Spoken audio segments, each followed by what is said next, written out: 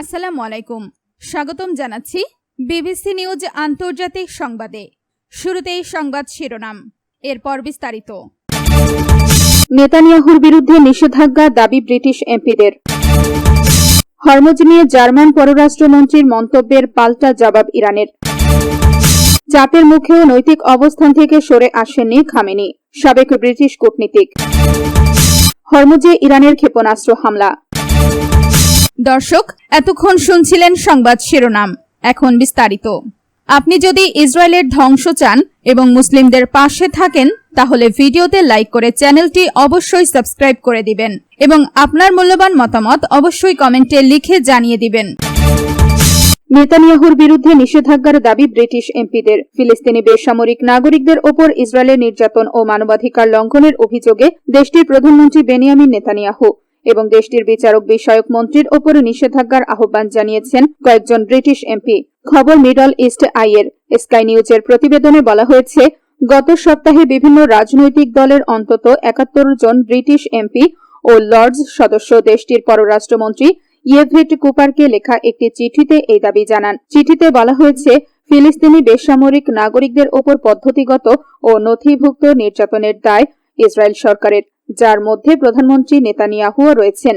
আপনি যদি ইসরায়েলের ধ্বংস চান এবং মুসলিমদের পাশে থাকেন, তাহলে ভিডিওতে লাইক করে চ্যানেলটি অবশ্যই সাবস্ক্রাইব করে দিবেন এবং আপনার মূল্যবান মতামত অবশ্যই কমেন্টে লিখে জানিয়ে দিবেন। হরমুজ নিয়ে জার্মান পররাষ্ট্রমন্ত্রীর মন্তব্যের পাল্টা জবাব ইরানের। হরমুজ প্রণালী নিয়ে জার্মানি পররাষ্ট্রমন্ত্রী জোহান ওয়াডেফুলের সাম্প্রতিক মন্তব্যের তীব্র সমালোচনা করেছে ইরান। দেশটির পররাষ্ট্র মন্ত্রণালয় অভিযোগ করেছে, তার বক্তব্য বাস্তবতার বিকৃতি এবং ইরানের বিরুদ্ধে যুক্তরাষ্ট্র ও ইসরায়েলের কথিত আগ্রাসনে বার্লিনের অবস্থানকে প্রকাশ করেছে। সোমবার ৬ জুলাই রাতে সামাজিক মাধ্যম এক্সে দেওয়া এক পোস্টে ইরানের পররাষ্ট্র মন্ত্রণালয়ের মুখপাত্র ইসমাইল বাঘেই বলেন, জার্মান পররাষ্ট্র মন্ত্রীর বক্তব্য অত্যন্ত লজ্জাজনক এবং জার্মান সাহিত্যিক ইয়োহান ভলফগ্যাং ফন গোটের ফাউস্ট নাটকের মেফিস্টোফিলিস চরিত্রের প্রতারণাপূর্ণ বক্তব্যের কথা মনে করিয়ে দেয়। বাঘেই বলেন, ইরানের বিরুদ্ধে সামরিক আগ্রাসনে জার্মানির ভূমিকার জন্য বার্লিনকে জবাবদিহির আওতায় আসতে হবে এবং এর দায়ও বহন করতে হবে। তার দাবি, আক্রমণাত্মক বক্তব্য দিয়ে জার্মানি এই যুদ্ধে নিজেদের ভূমিকা বা ইরানি জনগণের বিরুদ্ধে সংঘটিত কথিত যুদ্ধ অপরাধের দায় এড়াতে পারবে না। সম্প্রতি জার্মান পররাষ্ট্রমন্ত্রী জোহান ওয়াডেফুল হরমুজ প্রণালী দিয়ে চলাচলের ক্ষেত্রে কোনো ধরনের টোল বা সেবা ফি আরোপের বিরোধিতা করেন। একই সঙ্গে তিনি দাবি করেন, প্রণালীতে মাইন অপসারণের ব্যয় শেষ পর্যন্ত ইরানকেই বহন করতে হবে এবং এই বিষয়ে সহযোগিতার বিনিময়ে তেহরানকে কোনো ধরনের প্রণোদনা দেওয়া উচিত নয়। এছাড়া ওয়াডেফুল বলেন, হরমুজ প্রণালী কোনো ধরনের বিধিনিষেধ বা অর্থ আদায় ছাড়াই আন্তর্জাতিক নৌ চলাচলের জন্য উন্মুক্ত রাখা উচিত। ইরান এই মন্তব্যকে তাদের সার্বভৌম অধিকারে হস্তক্ষেপ হিসেবে দেখছে। ইরানের কর্মকর্তারা দাবি করেছেন, হরমুজ প্রণালীর ব্যবস্থাপনা সম্পূর্ণভাবে ইরানের সার্বভৌম দায়িত্বের অংশ। দেশটির ইসলামী বিপ্লবী গার্ড বাহিনীর IRGC নৌ ইউনিট কৌশলগত এই জলপথে চলাচল পর্যবেক্ষণ ও নিয়ন্ত্রণ করছে বলে তারা উল্লেখ করেন। ইরানের পররাষ্ট্রমন্ত্রী আব্বাস আরাগচি আগেই বলেছেন, যুক্তরাষ্ট্রের সঙ্গে হওয়া দ্বিপক্ষীয় সমঝোতার আওতায় হরমুজ প্রণালী পুনরায় উন্মুক্ত করার বিষয়ে সিদ্ধান্ত নেওয়ার দায়িত্ব একমাত্র ইরানের। তিনি সতর্ক করে বলেন, এই বিষয়ে বাইরের কোনো দেশের হস্তক্ষেপ পরিস্থিতিকে আরো জটিল করে তুলবে। ইরান আরো জানিয়েছে, নিরাপদ নৌ চলাচল নিশ্চিত করতে তার একটি কাঠামোবদ্ধ ব্যবস্থা চালু করেছে, যেখানে সামুদ্রিক সেবা ফি আদায়ের সুযোগও রয়েছে। তেহরানের দাবি, এটি একটি বৈধ সার্বভৌম পদক্ষেপ এবং এই বিষয়ে ওমান সহ কয়েকটি আঞ্চলিক দেশের সমর্থন রয়েছে। আপনি যদি ইসরায়েলের ধ্বংস চান এবং মুসলিমদের পাশে থাকেন, তাহলে ভিডিওতে লাইক করে চ্যানেলটি অবশ্যই সাবস্ক্রাইব করে দিবেন এবং আপনার মূল্যবান মতামত অবশ্যই কমেন্টে লিখে জানিয়ে দিবেন।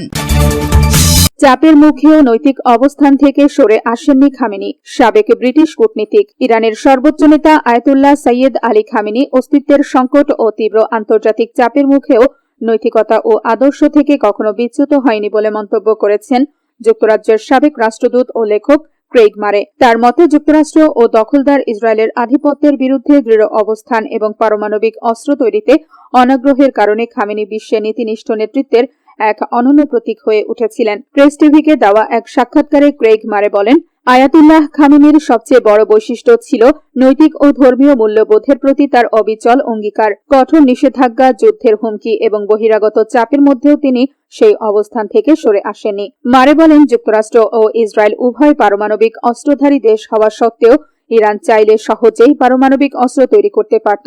কিন্তু আয়াতুল্লাহ খামেনির বিশ্বাস ছিল এমন অস্ত্র তৈরি করা নৈতিকভাবে সঠিক নয়। তার এই অবস্থানকে তিনি খামেনির ব্যক্তিত্বের প্রতি একটি বড় শ্রদ্ধার বিষয় হিসেবে উল্লেখ করেন। সাবেক এই কূটনীতিক আরও দাবি করেন, যুদ্ধের সময় ইরান কখনো স্কুল, হাসপাতাল বা সাংবাদিকদের লক্ষ্যবস্তু করেনি। তার মতে যুক্তরাষ্ট্র ও ইসরায়েলের আচরণের সঙ্গে এর পার্থক্য স্পষ্ট এবং এই ক্ষেত্রে খামেনির নৈতিক শিক্ষার প্রভাব গুরুত্বপূর্ণ। ক্রেগ মারে বলেন, যুক্তরাষ্ট্রের আধিপত্যবাদ এবং ইসরায়েলের নীতির বিরুদ্ধে প্রতিরোধের কেন্দ্র হিসেবে ইরান বিশ্বজুড়ে অনেক মানুষের কাছে গুরুত্বপূর্ণ হয়ে উঠেছে। বিশেষ করে ফিলিস্তিনিদের বিরুদ্ধে চলমান সহিংসতা এবং ইসরায়েলের সম্প্রসারণবাদী নীতির বিরোধিতায় ইরান, ইয়েমেন ও লেবাননের মিত্রদের ভূমিকার প্রশংসা করেন তিনি। আপনি যদি ইসরায়েলের ধ্বংস চান এবং মুসলিমদের পাশে থাকেন, তাহলে ভিডিওতে লাইক করে চ্যানেলটি অবশ্যই সাবস্ক্রাইব করে দিবেন এবং আপনার মূল্যবান মতামত অবশ্যই কমেন্টে লিখে জানিয়ে দিবেন। হরমুজে ইরানের ক্ষেপণাস্ত্র হামলা। হরমুজ প্রণালী দিয়ে চলাচলকারী দুটি বাণিজ্যিক জাহাজ লক্ষ্য করে ক্ষেপণাস্ত্র হামলার অভিযোগ উঠেছে ইরানের ইসলামী বিপ্লবী গার্ড IRGC এর বিরুদ্ধে।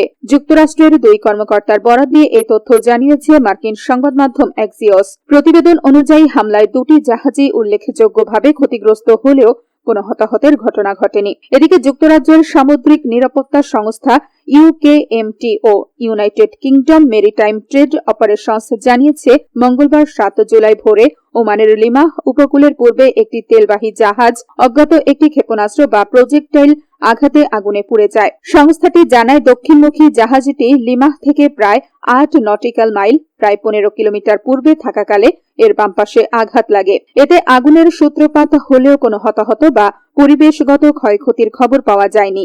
আপনি যদি ইসরায়েলের ধ্বংস চান এবং মুসলিমদের পাশে থাকেন, তাহলে ভিডিওতে লাইক করে চ্যানেলটি অবশ্যই সাবস্ক্রাইব করে দিবেন এবং আপনার মূল্যবান মতামত অবশ্যই কমেন্টে লিখে জানিয়ে দিবেন।